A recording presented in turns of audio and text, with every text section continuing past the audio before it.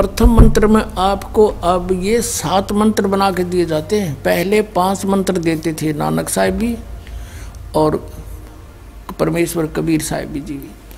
फिर ये हैं 5 नाम हैं जो हमारे कमलों में ये प्रधान बैठे हैं। मूल कमल में गणेश जी, स्वाद चक्र में सावित्री ब्रह्मा जी, नाभि कमल में विष्णु और लक्ष्मी जी, हृदय कमल में शिव पार्वती जी और कंठ कमल में ये दुर्गा जी। तो ये 7 नाम इसलिए देते हम कि मान लीजिए उपदेश ले लिया और ये प्रथम मंत्र एक बार मेरे मुख से भी सुन लिया मालिक की स्तुति जैसे हम देते हैं, और फिर उसकी उस सुनने के बाद साथ साथ बोल लिया और फिर भी मृत्यु हो जाती है, तब मनुष्य जीवन गारंटीड है उस व्यक्ति को, ये गारंटी देता है। और यदि उसने जाप कर लिया कुछ दिन और विश्वास ठीक रहा तो वो स्वस्थ भी होगा और इसकी इसी जीवन में आयु बढ़ती चली जाएगी, परमात्मा बढ़ाता चला जाएगा जब तक उसका मोक्ष नहीं होगा, इससे जन्म में पार कर देगा आपको। तो इसलिए ये 7 मंत्र दिए जाते हैं। ये पहले वाला लास्ट वाला मंत्र आपको जन्म दिलाएगा तुरंत, मनुष्य जीवन का गारंटीड है, मृत्यु भी हो जाएगी पुण्यात्मा। इसलिए मान लीजिए किसी का कोई बीमार है, यानी 80% व्यक्ति दुखी आए हुए, और जो विश्वास कर लेता है उनको गारंटीड बात पूछ लो, यहाँ लाखों बैठे होंगे आ जाते हैं, सुनते रहना और सब स्वस्थ हो जाते हैं। तो ये वो परमात्मा है। तो इसलिए प्रथम मंत्र जो आपको दिए जाते हैं इनमें ये 2 मंत्र अब कंपलसरी थे, पहले नहीं थे ये। तो इसलिए परमात्मा ने कंप्लीट कोर्स बना करके गरीबदास जी के माध्यम से हमारे तक पहुंचाया है। और जैसे आप जी किसी का जैसे विदेश गए हो, स्वदेश आना है, वहाँ आपने कोई कारोबार शुरू कर रखा है, कोई फैक्ट्री वगैरह लगा रखी है और आपका ठीक से काम चला नहीं, आपका बिजली का कनेक्शन कट गया, टेलीफोन कनेक्शन कट गया, पानी का कनेक्शन कट गया, गैस कनेक्शन कट गया, पैसे बने नहीं तो आप कंडम हो गए। और वहाँ कोई ऐसा प्रभावशाली व्यक्ति आपको मिल जावे, सरकार को गारंटर बने कि भाई तुम इनका चालू करो कनेक्शन, मैं गारंटर बनता हूँ, और फिर उसको कहेगा भी जो पैसे तो देगा यही तेरे कर्जा उतारेगा, नहीं तो फिर काट दियो ना, वो देता क्या बात है। तो ऐसे ये दास आपका गारंटर बनता है और आपके सब कनेक्शन चालू करवाता है, लेकिन इनकी मजदूरी करके ये देने पड़ेंगे, तुमने कर्जा आप उतारना पड़ेगा। और परमात्मा जो है कुछ अपने कोटे से भी आपको पैसे देता, क्योंकि आप चला ही नहीं सकते अपनी फैक्ट्री को बगैर थोड़ा बहुत और सारा ना मिल रहा कहीं से, तो वो बगैर आपके वैसे सब्सिडी समझ लो ऐसे देता है।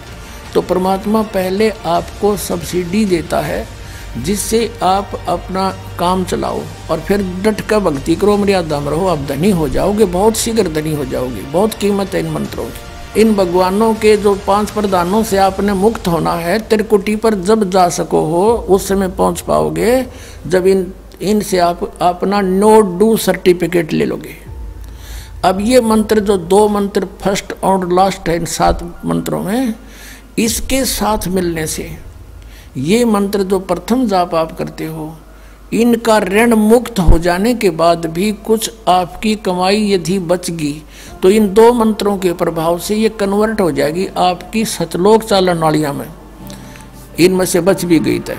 और फिर जब आप यहाँ से प्रस्थान करोगे तो आपका अकाउंट, अब ये कहते हैं राधा स्वामी धन धन सतगुरु वाले, ये जय गुरुदेव वाले कहते हैं, हमारे गुरुजी तो कहते हैं हम तो सीधे त्रिकुटी से चलते हैं। यहाँ बताते हैं त्रिकुटी यहाँ नहीं है, त्रिकुटी इसके पीछे बैक में है, यहाँ पर जो नीचे से सारा ये तंत्र साथ मिला हुआ आता है, यहाँ है पीछे। ये कहते हैं हमने ना तो वेदों की आवश्यकता, ना किताबों किसी और, ना हम गीता को मानते, ये भी तो किसी ने लिखी है। और हम तो सीधे त्रिकुटी से प्रारंभ करते हैं अपना रास्ता, त्रिकुटी से, उसका किसी ने नहीं पता। ये सारे ऋषि महर्षि त्रिकुटी माथा मारा करते हैं और उन्हें खक नहीं पाया आज तक। त्रिकुटी से तो बहुत आगे जाना हमने, और त्रिकुटी पर जाना कोई बालकों का खेल है, कोई बरवाले का बस स्टैंड है, चाहे पैदल पहुंच जाओ चाहे रिक्शा में बैठ कर पहुंच जाओ। त्रिकुटी इज द इंटरनेशनल एयरपोर्ट, त्रिकुटी अंतर्राष्ट्रीय हवाई अड्डा जानो। और वहाँ वही व्यक्ति जाता सैर सपट्टे, तो कोई धक्के खाए जाओड़ा, क्या फ़ायदा होगा, उसने देख भी और आ जाओ उल्टा, क्या फ़ायदा उसका। वहाँ पर केवल वही व्यक्ति जाता है जो पहले टारगेट बना चुका होता है, और उस जिस देश में जाना है उसका पासपोर्ट और यहाँ की सरकार से नो ड्यू सर्टिफिकेट, और तब वो उस इंटरनेशनल एयरपोर्ट पर जाकर कुछ लाभ उठा सकता है। तो वहाँ से फिर आगे कैसे जाएंगे? उस त्रिकुटी पर पहुँचने के लिए तो सारा झंझट है, उस पर जाएं पता फिर आप पे काम बन गया। तो त्रिकुटी पर जाने से पहले हमने इन भगवानों से नो ड्यू सर्टिफिकेट लेने पड़ेंगे। और आपकी ये ऐसी भक्ति है, इसे ऑटोमेटिक है, ये देवता है, ये कोई किसी के साथ भेदभाव नहीं करते।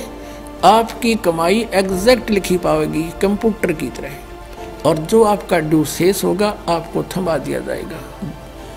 हृदय कमल में जीव रहता है, और इसके यहाँ से फिर ये सबसे पहले इसका रास्ता है त्रिकुटी बजाने का, सबसे पहले मूल कमल में जाना पड़ेगा। मूल कमल से फिर सीधा रास्ता बनता है त्रिकुटी तक जाने का। उससे पहले गणेश जी के लोक में से गुजरना पड़ेगा। उसका एक जैसे बैरियर होते हैं प्रत्येक बॉर्डर पे, यहाँ ऐसे बैरियर हैं। वहाँ जब आप जाओगे आपके सामने आपके मस्तिष्क पर जैसे लॉकेट होता है ऐसा लगा पाएगा, और तुरंत आपको कहा जाएगा चलो आप जाओ, आपकी ये पूंजी, और वो आपके उस मस्तिष्क में ऐसे लॉकेट पे वो नो ड्यू सर्टिफिकेट छपता चला जाएगा। फिर आगे चलोगे आप, आगे आप पहुँचोगे जब विष्णु जी के लोक में, वहाँ भी आपको ऑटोमेटिक मिलेगा, कोई बाधा नहीं मिलेगी, क्योंकि वहाँ तो चोरों को पकड़ा जाता है, सा को थोड़ा, वो देवता भी तो हैं, वो किसी के साथ जरा सी भी गड़बड़ नहीं करते। फिर ऐसे शिव के लोक में से शिव इस कमल में हृदय कमल से फिर त्रिकुटी कंठ कमल में आएंगे, फिर हम त्रिकुटी पर पहुँचेंगे। अब त्रिकुटी पर जाने के बाद इस सतनाम के जो प्रथम मंत्र का अकाउंट वहाँ देंगे, लेकिन वहाँ पर यह काल बकवाद करवा देता है। यहाँ का जो जितने देव हैं ये अपने सतर पर कोई गलती नहीं करते, ये करवाता है। जैसे श्री कृष्ण इसने सारे प्रयत्न किए थे कि भी युद्ध ना हो, सबसे प्रार्थना की थी दोनों पक्षों से, फिर इन्होंने देख लिया था कि ये मानना नहीं, ये तो इन मतलब बुद्धि भ्रष्ट हो चुकी है। और उसमें क्या था कि सब रिश्तेदार राजा आधे आधे बांटने थे उन्होंने। ये राजा को भाई जो कौरवों के पक्ष में आना चाहता है वो अपनी स्वीकृति दे दो, पांडवों के पक्ष में आना चाहता है वो अपनी स्वीकृति दे दो, ऐसे कति तैयारी होगी। तब श्री कृष्ण जी ने सोचा भाई अब ये तो मेरा भी नंबर आओगा, मैं भी राजा हूँ, और मैं पांडवों का रिश्तेदार, क्योंकि श्री कृष्ण की बहन अर्जुन का ब्याह रखी, रिश्तेदारी पक्की, और उधर से वो चाचे ताऊ थे, कोई अलग नहीं। तो श्री कृष्ण जी ने यहाँ तक कह दिया कि भी एक तरफ तक मैं हूँगा, एक तरफ मेरी सेना होगी, अब मांग लियो जिसको मांगना हो। और यहाँ तक भी कह दिया कि मैं हथियार नहीं उठाऊंगा। अब पांडव तो मुंह धो रहे थे श्री कृष्ण पे कि सर्वशक्तिमान है, ये जो हमारी तरफ पक्ष में हो गया तो अकेला ही बहुत है। तो फिर पांडव घबरा गए थे। पांडवों ने यहाँ तक कह दिया था प्रभु हमें 5 गांव दिवा दो, हम युद्ध नहीं करेंगे। वो नहीं मानना था, फिर भी छोड़ो इस बात को, हम आगे लेंगे। तो फिर जब महाभारत का युद्ध हुआ, अब श्री कृष्ण ने हथियार उठाया, पहिया उठा लिया रथ का, उसको अपनी शक्ति से सुदर्शन चक्र बना दिया, और उसने बहुत लाखों लोगों को काट डाला। अब ये अपने सतर पर गलती नहीं करते ये देवता, जब तक ये न्यूट्रल रहते हैं। और जब इस काल ने इन पर प्रभाव किया, अंदर प्रवेश कर गया इसके काल, श्री कृष्ण के पाप को बनवा दिए इसके, और सुदर्शन चक्र उठवा दिया और जूठा बना दिया, वह प्रतिज्ञा भंग करवा दी। ऐसे ये त्रिकुटी पर जाकर चाल चाला है, यहाँ तक नहीं बोलता ये। अब वहाँ ये कोशिश करता है कि इसको यहाँ उलझा दूँ। उससे पहले बहुत सी ऐसी बहुत से वहाँ पर त्रिकुटी तो एक बहुत बड़ा सांग है, बहुत बड़ा प्लेटफार्म है, और वहाँ पर कहीं पर डांस हो रहे हैं, कहीं पर दुकानें लगी हैं, औरतें खड़ी हैं, नाच रही हैं, कोई अर्धनग्न शरीर में खड़ी हैं, और बहुत से वैसे सुंदर सुंदर खड़े हाथी सजे हुए। तो ये जीव वहाँ जाकर बिचल जाता है। सब ये नकली गुरु भी वहीं खड़े हैं। नकली गुरुओं का रूप बनाकर तो काल आता है, और अपने असली गुरु का रूप बनाकर परमात्मा आते। इस दास के रूप में आपको त्रिकुटी पर उपलब्ध होंगे परमात्मा।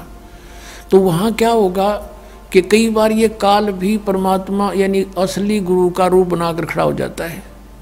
तो सबसे पहले आप क्या करोगे, प्रणाम जब करोगे गुरुदेव को, ये स्वभाव तो आपका यहाँ बना ही दिया जाता है, गुरु जी दिखे दंडवत करोगे। दंडवत करते समय एक सतनाम का सुमरण अवश्य करना होता है। 1 सेकंड, ये 10 सेकंड मुश्किल से लगती है। श्वास उस श्वास का सिमरण करें प्रणाम करते समय, और उठ कर जब देखोगे यदि परमात्मा होंगे तो एज इट इज पाओगे, और जब काल होगा दास के रूप में तो उसका स्वरूप बदला पाओगा, ऊपर का कपड़ा हटा पाओगा, उसका असली सूरत मिल जाएगी, तो आप वहाँ से बच जाओगे। अब फिर क्या होगा कि फिर तुम जैसे यहाँ आप देखते हो गुरु जी आगे सारे पीछे पीछे हो लेते हो, तो वहाँ जब मृत्यु होगी आपको सपना सा दिखेगा। जैसे आप किसी ऑफिस में गए हो किसी कामवश, और वहाँ आपका काम फटाफट होता जा रहा है, नहीं होता है तो आप दुखी हो रहे हो, बार बार बैठ कर रो रहे हो, तो ऐसे ही चलेगा वो। तो वहाँ जाते ही जब आपको गुरुजी दिखेंगे, आप एकदम इसी स्वभाव से जो आपकी यहाँ रिहर्सल हो रही है, आपके अंदर जो आस्था कसक पैदा हो रही है, ये वहाँ काम आवेगी आपके। तो ये सब रिहर्सल यहाँ कराई जा रही है कि गुरु को परमात्मा जानकर ये सब क्रियाएं करो, तो वहाँ ये आपके काम आएंगी, वहाँ अपने यूज होंगी ये सारी फार्मूले।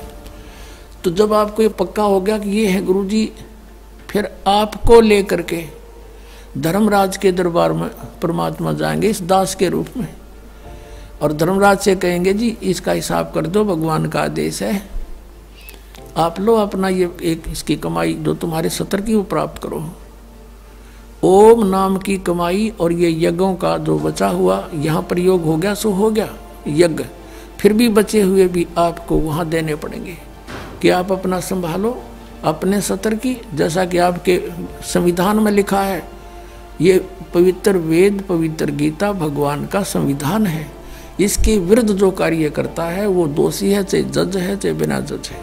तो यहाँ का न्यायाधीश बहुत समझदार है, उसने वो सब समझता है। परमात्मा याद दिलाता है 18वें अध्याय के 66वें श्लोक में लिखा है, सर्वधर्मान परित्यज्य माम एकम शरणं व्रज।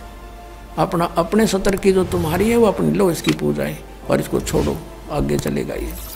तो वहाँ सतनाम के प्रथम मंत्र का जाप हम वहाँ देंगे, यज्ञ दे देंगे, फिर ये वहाँ से चलेगा। फिर वो आगे जागा तो पार ब्रह्म के लोक से हमने पार होना है। वहाँ पर सतनाम के दूसरे मंत्र की कमाई जो श्वास उश्वास से की हुई है, ये उसके दरबार में जाकर अक्षर पुरुष यानी परब्रह्म के लोक में जाकर के उसको देंगे, वो आगे जाने अलाउड कर देगा। उसके 7 संग ब्रह्मांडों से पार होना हमने सहयोग देगा वहाँ से वो वहाँ तक जाने का, उस टैक्स के बदले में। अब यहाँ बताया है कि जे तू पढ़ा पंडित बिन दोई ना अक्षर दोई नावा, और पर्णवत नानक एक लंगाए जे कर सत समावा। अब ये 2 अक्षर का नाम जो सतनाम है, ये हमें भंवर गुफा तक पहुंचा देगा। भंवर गुफा है, जैसे अभी तक हमने 10 द्वार सुने थे, तो यहाँ परमात्मा ने गरीबदास साहिब जी के माध्यम से कहा है कि 12 मद मैल मठ बोरे बहुर ना दे धरे रे। वो तो 12वें द्वार को पार करके है वो मठ, वो स्थान, वो ठोड़ ठिकाना। फिर जहाँ जाने के बाद बहुर ना दे धरे रे, फिर दोबारा जन्म कभी नहीं होता। एक 10वां द्वार तो इस शरीर से निकलना है। ये शरीर और एक ब्रह्मांड एक है, इससे निकल गया। कई योगी देखे यहाँ से शरीर फोड़ जाते हैं। यहाँ एक काग बोलते हैं इसको, स्थान को काग। छोटे से बच्चे को आप देखोगे नर्म नर्म स्थान होता है, वो कई बार नीचे हो जाता है तो उसको एक देसी इलाज से ऊपर उठाते हैं हाथ से, तो इसको फोड़ के वो बाहर निकल जाते हैं। वो कहते हैं जिसकी मृत्यु यहाँ से हुई हो ना, उस योगी को कहा करते इसने ब्रह्मांड फोड़ दिया। ब्रह्मांड फोड़ दिया, केकला तोड़ दिया। ब्रह्मांड के बीच में, प्रत्येक ब्रह्मांड के बीच में वैक्यूम प्लेस है, खाली स्थान बहुत लंबा चौड़ा। ये फिर वहाँ धक्के खाएं, जा उसका वहाँ के चक्कर काटें, जा ठंडी ठंडी इसमें लगती रहे और वहाँ इसकी कमाई पूरी हो जाएगी, फिर वापस नरक में। और फिर 21 ब्रह्मांड का भी एक ग्रुप है, चारों तरफ से एक अंड आकार है, और 21वें ब्रह्मांड का कनेक्शन जो है उसके चारों तरफ भी फिर खाली स्थान है, और वहाँ से सीधा एक 11वां द्वार है, वो अक्षर पुरुष के लोक में प्रवेश होता है 7 संघ ब्रह्मांडों का। वो 7 संघ ब्रह्मांड भी चारों तरफ से एक तरफ बंद हुए हैं, पैक हैं, और बीच में अलग अलग डिवाइड हैं, वो अलग हैं। तो जब 11वें द्वार को पार करेंगे तो उसमें प्रवेश कर जाएंगे अक्षर पुरुष के लोक में। और 12वां द्वार जब है अक्षर पुरुष का, जो 12वां द्वार है अक्षर पुरुष के लोक से सतलोक में जाने के लिए पहले बीच में एक और स्थान है जो गुफा टाइप है, और उसको ऐसे गोल आकार है, वो ऐसे जाएगा ऊपर को। तो वहाँ जब हम 12वें द्वार पर खड़े हो जाते हैं, इसका जो अक्षर पुरुष का चारों तरफ से जो बंद है उसके पारदर्शक है, वो वहाँ से सतलोक दिखाई देता उस आत्मा को जिसके पास सार नाम की कमाई है। अन्य को नहीं दिखता, अक्षर पुरुष के लोग व्यक्तियों को नहीं दिखता, वहाँ के प्राणियों को नहीं दिखता, तो वहाँ से फिर वो दिखाई देता है। अब जैसे नानक साहब ने कहा कि एक छुड़ावे एक लखावे, यूँ तो छुड़ाओगा कालते सतनाम का पहला मंत्र ओम, और वो जो दूसरा मंत्र है वो लखावेगा, वहाँ जाकर एंड पे बैठा देगा, और वहाँ से आपको सतलोक दिखाई देगा, पार नहीं हो सकते। सार नाम है जिसके पास, तो फिर वो आगे उस भंवर गुफा से पार करके और फिर आपको 12वां द्वार पार करके तब परमात्मा का वो मठ है, वो स्थान है, सतलोक है, जहाँ जाने के बाद साधक फिर लौट कर कभी संसार में नहीं आते। तो इस प्रकार ये अर्थ तो ये था 18वें अध्याय के 66वें श्लोक का।